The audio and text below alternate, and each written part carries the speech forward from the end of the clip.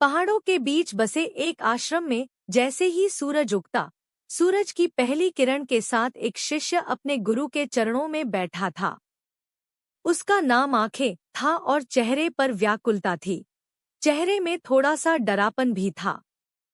उसने धीरे से अपने गुरु से कहा, गुरुदेव, मैं थक गया हूँ। मैं अभी बाहर से जितना शांत दिख रहा हूँ, मेरे अंदर उतना ही बड़ा तूफान उठा हुआ है। मेरा मन एक सूखे पत्ते की तरह है, जो हवा के झोंके से इधर-उधर उड़ जाता है। कभी कल के पश्चाताप में गिर जाता हूँ, तो कभी आने वाले कल की चिंता में मेरा मन परेशान हो जाता है। खुद को रोकना चाहता हूँ, पर यह मन रुकता ही नहीं है। यह मन बड़ा चंचल है, यह इधर-उधर भटकता ही रहता है। भटकन का कोई अंत नहीं है।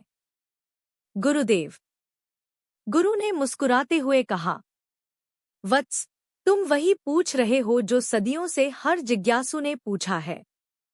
भगवान श्री कृष्ण ने अर्जुन से भी यही कहा था। मन का भटकना मन का स्वभाव है। गति जैसे नदी का स्वभाव है, बहना हवा का स्वभाव है, वैसे ही मन का स्वभाव गति है। जैसे तुम मिट्टी से हवा नहीं बना सकते, वैसे ही तुम मन को दबा नहीं सकते। पर एक बात याद रखना, तुम यह मन नहीं हो। तुम तो वह दृष्टा हो, जो इस मन को भटकते हुए देख रहा है। जब तुम खुद को मन से अलग देखने लगोगे, तब भटकना तुम्हारी पीड़ा नहीं बनेगा। शिष्य बोला, पर गुरुदेव, जब यह भटकता है तो अंधेरा छा जाता है। मैं ध्यान करना चाहता हूँ, अपना कर्तव्य निभाना चाहता हूँ, पर यह मुझे उन गलतियों की तरफ खींच ले जाता है जहाँ सिर्फ डर और चिंता है। मैं इसकी पकड़ से कैसे आजाद रहूं, इससे कैसे दूर रहूं?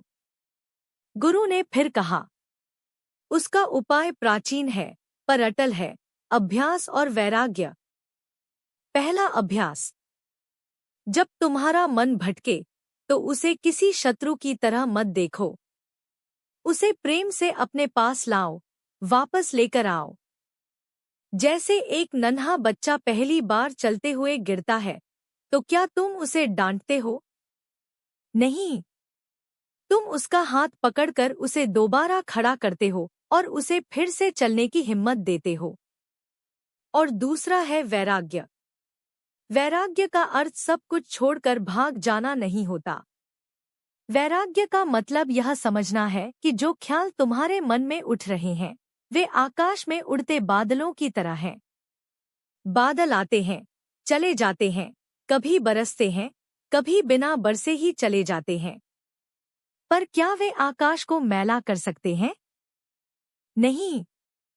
तुम आकाश बनो, बादल नहीं। शिष्य ने फिर पूछा, गुरुदेव, कई बार अभ्यास करते करते मैं इतना थक जाता हूँ कि मुझ में शक्ति नहीं बचती। तब लगता है कि मैं हार गया, मैं हार जाऊंगा। गुरु ने कहा, वत्स, यही वह पल है जब तुम्हें समर्पण करना चाहिए। तुम्हारा मन इसलिए भटक रहा है क्योंकि तुमने फल को अपने हाथ में पकड़ रखा है। तुम डर रहे हो, क्या होगा, कैसे होगा। जब तुम मैं के लिए काम करते हो, तो मन भटकता है। जब तुम सेवाभाव से या ईश्वर के लिए काम करते हो, तो मन स्थिर हो जाता है।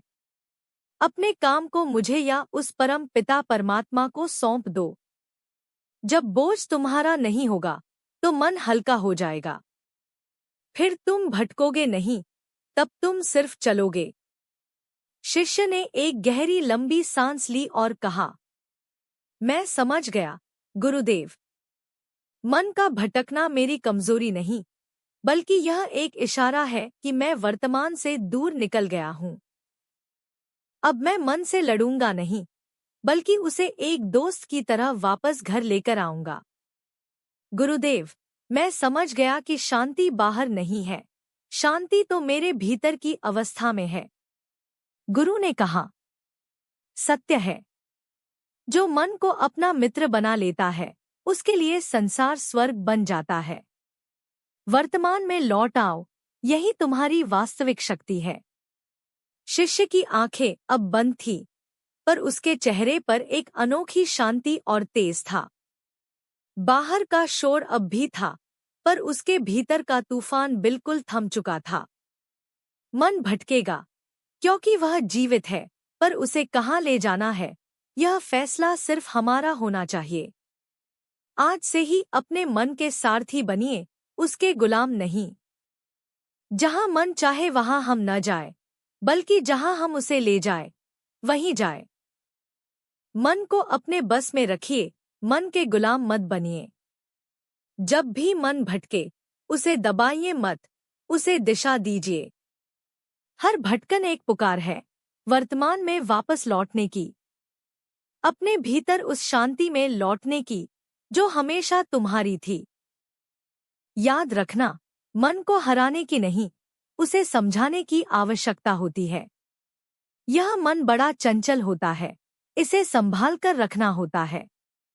जैसे हम गाड़ी चलाते समय उसका स्टीयरिंग अपने हाथ में रखते हैं और जहां चाहते हैं वहां मोड़ते हैं, वैसे ही यह मन भी है। हम जहां चाहेंगे उसे वहां ले जाएंगे। तब यह भटकेगा नहीं, तब यह हमारे इशारे पर चलेगा। इसलिए कहते हैं, गुरु के साथ चैनल को लाइक, शेयर और सब्सक्राइब कीजिए। दोस्तों, अगली वीडियो के साथ फिर मिलेंगे।